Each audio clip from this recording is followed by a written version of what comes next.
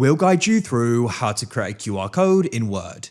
If you find this useful, then consider subscribing and liking the video. Here we are in a Word document, and so you want to go and create a QR code. This is really convenient to do because you can go and link something you're referencing. Perhaps you then want to go and print it out so people can go and scan it and they can go and get to it, or you can just still have it on your computer. It doesn't matter, but we're going to guide you through how this can be done step by step. So to go and get started with this, go and open up a web browser of your choice. I like to go and use Chrome, but it doesn't matter. Now what you want to do is come to the site, what you want to go and get the QR code for.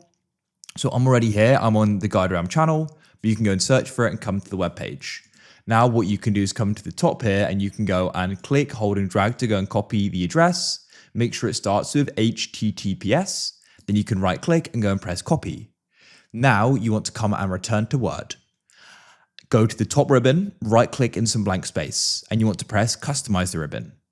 Now come over to the right here and you want to go and find the option for developer and go and click on it and make sure it's selected and press OK. Then you can select developer at the top. You want to go and find the option for add-ins and click there. Go to store in the top right and you want to go and type in QR4 and go and search for it. Then here it is. You want to go and press add to the right and press continue, and it'll then go and add it. Now come over to the right and at the top here, you want to go and press where it says HTTP and change that to custom. Then in this box, you want to go and right click and go and press paste. Now you can go and choose the color here and you can choose the background. I just keep it plain personally and I want to make it a bit bigger. So I'm going to go and drag this size up and then you can come down and you can go and press insert. And that's it there. That's the QR code. Go and click off it and click it again to see the layout options in the top right. And we can go and use text wrapping, just make it square.